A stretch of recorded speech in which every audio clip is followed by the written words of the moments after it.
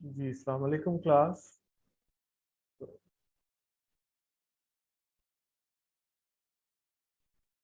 आप सबको आवाज आ रही है?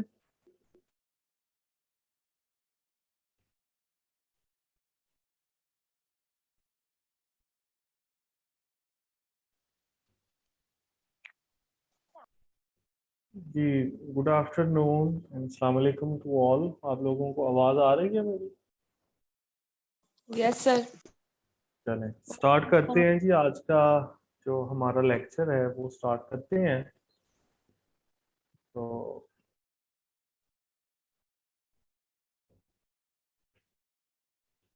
Anam, I am making you अ को होस्ट। ठीक है ओके सर। जी। कोई भी वेटिंग रूम में आता है तो आप उसको एडमिट कर लें टू द क्लासरूम। ठीक है। Sure sir. ओके। तो जी पेशेंट सेफ्टी का जी हमारा सब्जेक्ट है पेशेंट सेफ्टी वन, जो कि आपका जो कोर्स वर्क टूल है HEC की तरफ से, उसमें ये उन्होंने ऐड किया हुआ है। ये मॉडर्न कोर्स है। एज सच जो बाकी हेल्थ साइंसेस के डिसिप्लिन्स हैं उसमें एज सच डायरेक्ट नहीं पढ़ाया जाता, लेकिन आप लोगों को ये स्पेशल पढ़ाया जाता है, जो कि आपको फर्दर बहुत इसका बेनिफिट होगा कि ये आपके ट्रांसक्रिप्ट में सेपरेटली जब ये लिस्ट इसकी आई होगी। ठीक है, सिंपल सा इसके कॉन्सेप्ट है। कोई इसमें मुश्किल नहीं है कि जिस तरह आपके बाकी सब्जेक्ट्स हैं, मेडिसिन है, सर्जरी है, या और आपका जो बायोमैकेनिक्स हैं या दूसरे सब्जेक्ट्स हैं, थेराप्यूटिक्स हैं, तो इसमें कुछ आपको इतना ज़्यादा डिटेल में नहीं जाना पड़ता। तो इसको अब हम वन बाय वन डिस्कस करना शुरू करेंगे। तो जो मेरे पास नोट्स हैं वो मैंने अनम को दिए थे, तो ये अनम ने आपको दे दिए होंगे। आप कोई भी आके मेरे से भी ले लिया करो। तो इसको अब हम स्टार्ट करते हैं। 23 तक हमने ये जो टर्मिनोलॉजीज थी ये हमने पढ़नी थी, जो कि पेशेंट सेफ्टी से रिलेटेड थी। डेफिनेशंस ऑफ की कॉन्सेप्ट्स ये हमने पढ़ने थे। तो इसको अब हम स्टार्ट करते हैं। तो इंजरी को हमने देखना फर्स्ट ऑफ ऑल कि ये मैं आपके लिए शेयर स्क्रीन में मैं वाइट बोर्ड एंटर कर देता हूँ। ठीक है, एंड वाइट बोर्ड पे ये हम कर देते हैं टेक्स्ट। तो ये नज़र आ रहा है जी सबको? Yes sir. चलें ठीक है जी। तो number first concept is the injury. तो इंजरी एक तो आपको वैसे ही पता है कि injury what does it, the word injury to the means के ये damage to the tissues caused by an agent और इवेंट। ठीक है, तो ये डैमेज रिलेटेड कॉन्सेप्ट है कि पेशेंट सेफ्टी में अगर आप कहें जी पेशेंट को इंजरी हो गई है, तो ये injury can be caused by any internal और एक्सटर्नल फैक्टर। कोई मेडिसिन अगर उसने ली है तो उसके ब्रेन तक उसकी एक्स्ट्रा डोज चली गई है, या वो पेशेंट गिर गया है तो उसको कोई सॉफ्ट टिश्यू या हार्ड टिश्यू की इंजरी हो गई है, तो इसको आप कहेंगे कि this is the injury. Anam, आपको वेटिंग रूम की एक्सेस है? वेटिंग रूम में आपको मैसेज आता है कि फलाना बंदा आया है वेटिंग रूम में और उसको आपने एक्सेस देनी है? Yes sir. हाँ, तो वो आप कर दें, मैं इधर से लेक्चर कंटिन्यू कर रहा हूँ। ठीक है, सर। तो ये इंजरी है। उसके बाद second concept is the mitigating factor. तो मिटिगेटिंग फैक्टर क्या होता है? एन एक्शन और circumstance that prevents or moderates the progression of an incident towards harming a patient. For example, इधर मैं आपको इलेक्ट्रिक शॉक की एग्जांपल देता हूँ। इलेक्ट्रिक शॉक की, या आप समझ लें स्मोक इनहेलेशन इंजरी हो जाती है। ठीक है, अगर किसी जगह पे स्मोक आ गया है तो क्या उसका मिटिगेटिंग फैक्टर क्या होगा? या किसी मरीज को अगर इलेक्ट्रिक शॉक लग गया है तो उसको आप कैसे प्रिवेंट कर सकते हैं, क्या फैक्टर है जो आपके पास होना चाहिए, या मिटिगेटिंग फैक्टर एंड एक्शन और सरकमस्टांस। ठीक है, क्या एक्शन आप करेंगे कि जिससे वो जो फर्दर इंजरी है, to prevent the further injury. ठीक है, तो इसको आप कहेंगे टू प्रिवेंट फर्दर इंजरी। तो इलेक्ट्रिक शॉक है तो जाहिर है कि इसके लिए आपके पास क्या होना चाहिए, सर्किट ब्रेकर्स होने चाहिए कि जो फौरन जो सर्किट है उसको ब्रेक कर दें, या रबर के आपके पास होने चाहिए रबर हैंड्स होने चाहिए आपके पास। ठीक है, और अगर स्मोक इनहेलेशन इंजरी है तो ऑक्सीजन डिटेक्टर्स होने चाहिए, कि किसी भी जगह पे अगर आप इंडोर बैठे हो तो, या आउटडोर में तो मुश्किल होता है, अगर आप इनडोर्स बैठे हुए हैं और oxygen level let's suppose drop हो रहा है, कोई ऐसा हुआ कि जो आपकी वायर्स हैं उसमें कोई बर्निंग होना शुरू हो गई और उसकी वजह से जो है वो ऑक्सीजन लेवल ड्रॉप होना शुरू हो गया कमरे का, या आपने कुछ ब्लोअर लगाया हुआ है या कोई एलिमेंट हीट हो रहा था जिसकी वजह से ऑक्सीजन लेवल ड्रॉप हुआ है, तो उसके लिए कोई आपने क्या सोल्यूशन उसका किया हुआ है। तो ऑक्सीजन डिटेक्टर्स आप लगे होते हैं, और स्मोक डिटेक्टर्स भी लगे होते हैं। अगर आप अच्छी बिल्डिंग्स में जाओगे, अगर आप सीलिंग की तरफ देखोगे, या आपने मूवीज में बाज़ औक़ात देखा होगा कि जब भी स्मोक पैदा होता है तो वो जो स्मोक डिटेक्टर है वो फौरन से जो है वो फायर को डिटेक्ट कर लेते हैं, और वो फिर पानी उधर से निकलना शुरू हो जाता है सारी बिल्डिंग में, बेशक वो अंडरग्राउंड है या कोई उसकी और जो लेवल्स हैं वो हैं। तो ये मिटिगेशन फैक्टर्स होते हैं कि जो इवेंट को न्यूट्रलाइज कर रहे होते हैं। ये मैं आपको सबको फिर म्यूट कर देता हूँ बैकग्राउंड से, अगर आप कहते हैं तो आप, वरना अपने आप को खुद ही म्यूट रखें आप। ठीक है, चलो अभी नहीं मैंने किया। तो इंजरी का पता चल गया, मिटिगेटिंग फैक्टर का आपको पता चल गया। फिर जी एक टर्म यूज होती है नियर मिस। तो नियर मिस क्या होती है, इसको एक्सप्लेन करने की जरूरत नहीं। फॉर एग्जांपल आपने इंफ्रारेड लगाया हुआ था, तो एडमिट करते हैं जी इसको, खालिद जावेद को। अनम, हो रहा है आपसे एडमिट?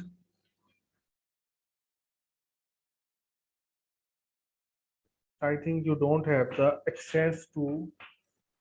चले मैं इसको कर देता हूँ जी एंटर, ये ले। ठीक, नियर मिस का मतलब है कि इवेंट हो रहा था, स्टार्ट होना शुरू होना था उसने, लेकिन आपने समझो उसको रोक लिया। ठीक है, एक मरीज गिरने लगा था तो आपने फौरन ही जो है उसको सपोर्ट प्रोवाइड कर दी और वो गिरा नहीं। ठीक है, तो इसको भी आपने रिपोर्ट करना होता है। ठीक है, और सम टाइम एक और चीज होती है नो हार्म इंसिडेंट्स।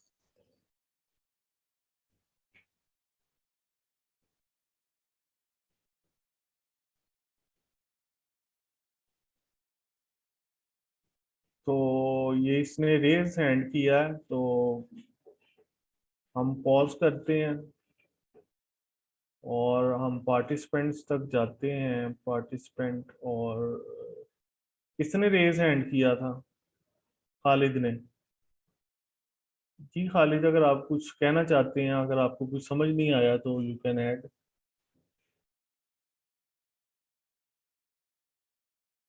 मेरा ख्याल है वो उससे वैसे वो ही हो सर गया। वो गलती से हो गया था। चलें ठीक है, कोई बात नहीं। तो नो हार्म इंसिडेंस का मतलब यही है कि आप से कोई गलती हुई है, लेकिन वो गलती जो है वो कवर हो गई है, मरीज को कोई हार्म नहीं हुआ। ठीक है, जैसे आप समझ लें कि कोई ओवरडोज गया है लेकिन उस ओवरडोज ने कोई इफेक्ट नहीं किया मरीज पे, या आपने ज्यादा मोबिलाइजेशन करवा दी है तो वो इफेक्ट नहीं हुआ उसका, या आपने कुछ ऐसा किया कि जिससे इंजरी का चांस तो था लेकिन लकीली इसमें लक का कंपोनेंट आ गया, लक की वजह से वो इंजरी जो है वो नहीं हुई, तो इसको आप कहेंगे नो हार्म इंसिडेंट। और नो हार्म इंसिडेंस का मतलब है कि आपने जो है वो हार्म पहुंचाने की अनकॉन्शियसली कोशिश की, लेकिन वो लकीली नहीं हार्म हुआ। जैसे कि स्मोकर्स हैं, हर स्मोकर को लंग कैंसर नहीं होता, लेकिन काफी ज्यादा को हो जाता है। तो इसको आप कहेंगे नो हार्म इंसिडेंस या इंसिडेंट कह लो। पेशेंट की डेफिनेशन, पेशेंट करेक्टरिस्टिक्स या एट्रीब्यूट, ठीक है। तो पेशेंट की वही डेफिनेशन है जिसको कोई बीमारी है, ठीक है। और पेशेंट एट्रीब्यूट या करेक्टरिस्टिक्स वही होते हैं कि जो पेशेंट की ओवरऑल पर्सनैलिटी होती है।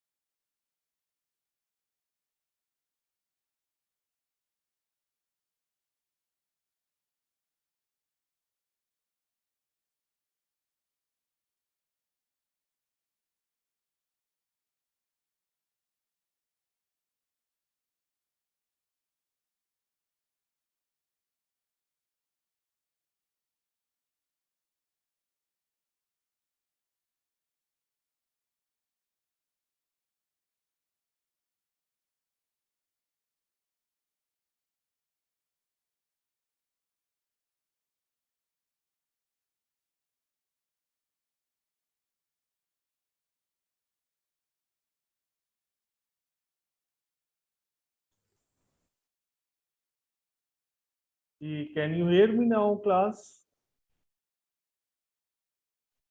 हेलो, ये आवाज आ Yes, रही? sir. हाँ, मैं वो थोड़ी देर के लिए डिस्कनेक्ट हो गया था।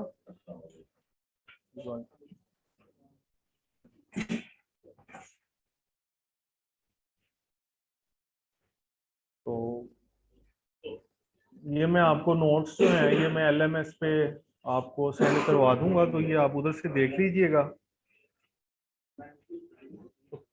पेशेंट आउटकम और फिर पेशेंट सेफ्टी, जाहिर है कि ये सब्जेक्ट है आपका। पेशेंट सेफ्टी इंसिडेंस है, ये क्या होता है?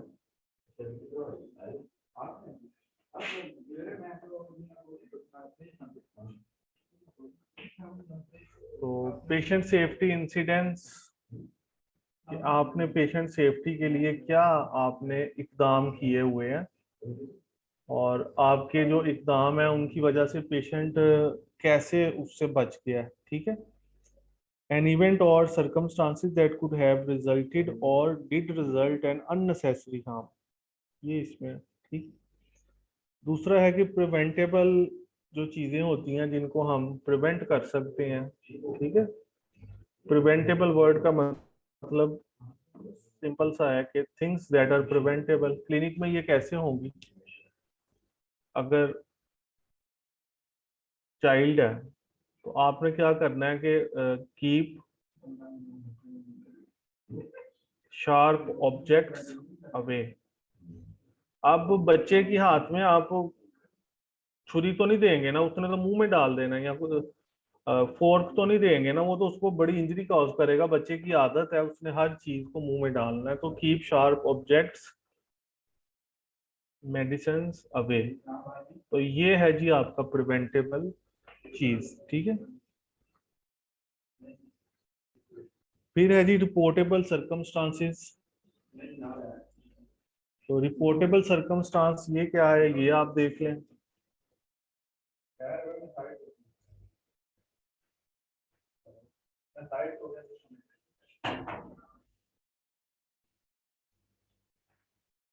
तो रिपोर्टेबल सर्कमस्टांस ये होता है कि a situation in which there was significant potential for harm but no incidents occurred। तो ये और एक इससे मिलती जुलती चीज आपने पहले पढ़ी है। तो रिपोर्टेबल हार्म, रिपोर्टेबल सर्कमस्टांस और जो है वो दूसरा है नियर मिस। नियर मिस का मतलब है कि वो इंसिडेंस हुआ ही नहीं। और दूसरा है कि रिपोर्टेबल सर्कमस्टांस का मतलब है कि situation in which there was significant potential. ठीक है, पोटेंशियल तो था लेकिन इंसिडेंस ही अकर नहीं हुआ। ठीक है, और नियर मिस में भी हुआ है कि ये भी नियर मिस और रिपोर्टेबल सरकमस्टांस ये तकरीबन तकरीबन मिलते जुलते हैं। ठीक है,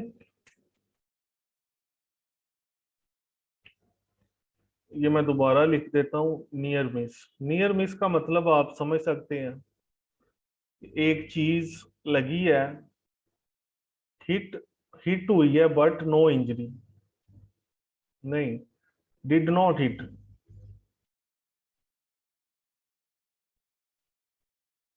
इसको आप इस वर्ड में लिखें। और रिपोर्टेबल सर्कमस्टांस का मतलब है कि हिट हुई है बट नो इंजरी। इसकी आपको अब डिटेल समझ आनी चाहिए। एक आपको बॉल लगी है सर पे, रिपोर्टेबल सर्कमस्टांस है, आप किसी को जाके बताओगे जी मुझे बॉल लगी है सर पे, रिपोर्टेबल सर्कमस्टांस। लेकिन वो आपको कुछ हुआ नहीं, वो टेनिस बॉल थी, क्रिकेट बॉल नहीं थी। दूसरी तरफ आपको बॉल लगी ही नहीं, आपके सर के करीब से गुजर गई है, तो वो भी आप किसी को बताओगे, लेकिन कहोगे यार ये तो मुझे लगते ही यानी कि छुए बगैर ही गुजर गई है, मिस हो गई है, वैसे बिल्कुल ही सर के पास से गुजर गई है। तो ये दो चीजों में ये फर्क है। ये आप पेशेंट सेफ्टी के पर्सपेक्टिव से बात कर रहे हो, लेकिन इसको आप एक्सप्लेन डेली लाइफ से और हॉस्पिटल इन्वायरमेंट से इजीली कर सकते हैं। इसके बाद है जी रिस्क। तो रिस्क की क्या डेफिनेशन है? Probability that an incident will occur.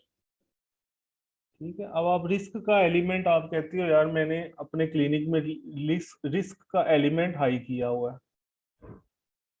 Risk element high का मतलब है कि आपने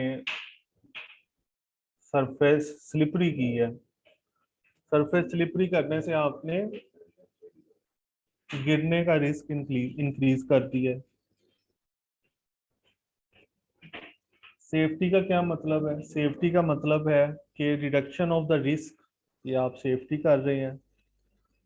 आगे थोड़ा सा न्यू कॉन्सेप्ट है, सिमेंटिक रिलेशनशिप।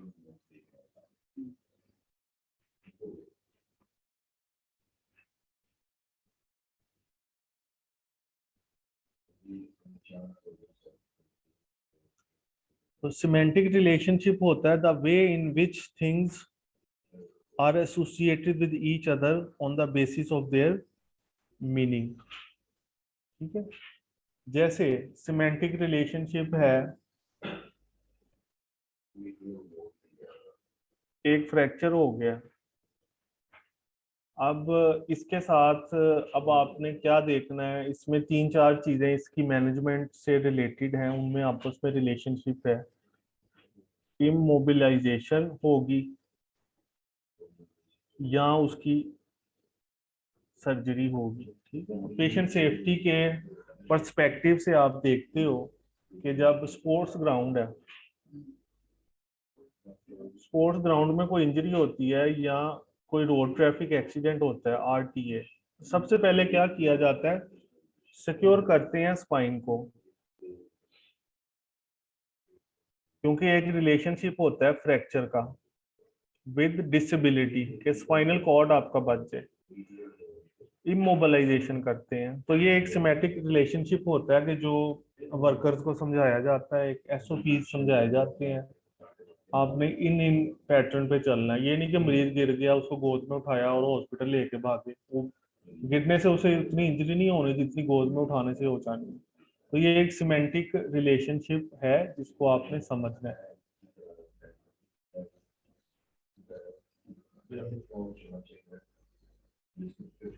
फिर है जी साइड इफेक्ट। तो साइड इफेक्ट आपको पता ही है कि साइड इफेक्ट्स क्या होते हैं। साइड इफेक्ट्स ऑफ मेडिकेशंस जो आप, जैसे कोलेस्ट्रॉल लोअरिंग ड्रग्स हैं, आप फार्माकोलॉजी पढ़ते हो, कोलेस्ट्रॉल लोअरिंग ड्रग्स हैं, उनका क्या साइड इफेक्ट है? वो मसल वेस्टिंग कॉज करती है। This is the side effect. Non effect. Suffering क्या होती है जी? सफरिंग SUFFER कि यार मैं बड़ा सफर कर रहा हूँ इस कमरे में, तो no AC, no heater, so when I come to treatment I really suffer. Suffer का क्या मतलब है? Experience of anything subjectively unpleasant. तो इसमें अनप्लेजेंट का कंपोनेंट आ गया। एंड नंबर लास्ट पे है जी वायलेशन।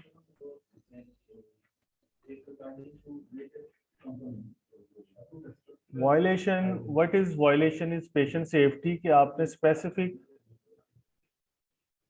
प्रोटोकॉल को फॉलो नहीं किया, आपने हिस्ट्री प्रॉपर नहीं ली पेशेंट की, आपने एग्जामिनेशन नहीं किया, आपने प्रॉब्लम आइडेंटिफाई नहीं किया, आपने चुप करके मरीज आया, आपने उसको शॉर्ट वेव अप्लाई कर दी, आपने वायलेशन की। अगर वो प्रेग्नेंट पेशेंट होगी तो उसका तो जो फीटस है उस पे इस पे बड़ा बुरा इफेक्ट आएगा। तो ये डेलिबरेटली आपने deviation from the operating procedure standard और रूल से आपने डेविएट कर दिया, तो दिस इज द डेविएशन। तो ये जी सारी चीजें हैं कि जो पेशेंट सेफ्टी से रिलेटेड है। तो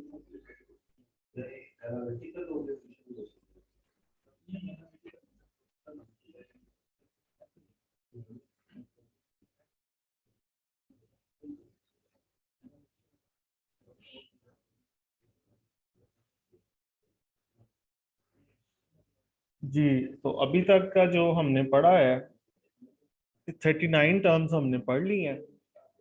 ये मैं आपको स्कैन करके सेंड दोबारा कर देता हूँ। अगर मिस अनम ने कर दी है सबको तो वेल एंड गुड। जी अनम अल्ताफ।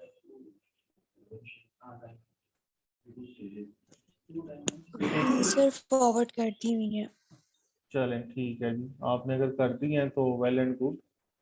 तो मुझे भी ज़रा फॉरवर्ड कर दें, उनको ईमेल कर दें और मूडल पर भी मैं डाल दूँ ताकि, ठीक है?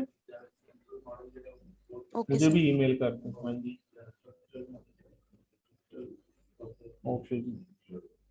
तो ठीक है जी, thank you very much and have a nice day. आपका 1 क्रेडिट आवर का कोर्स है and sooner or later, in fact sooner we will end the course content and we will then concentrate more on your other courses, but always remember you have to study what I teach you, ठीक है? कोई अगर question है तो आप मुझसे पूछ सकते हैं। I will unmute all of you, बल्कि आप अनम्यूट कर सकते हैं, मैंने आपको अलाउ किया हुआ है अनम्यूट करना क्योंकि आप लोगों की क्लास छोटी है। अनम आप एक अटेंडेंस का स्क्रीनशॉट ले लें और आप अटेंडेंस अपडेट कर दें सब, ठीक है?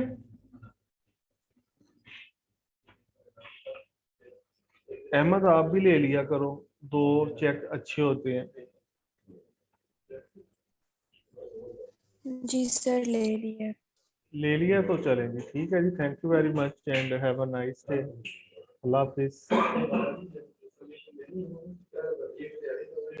Okay sir.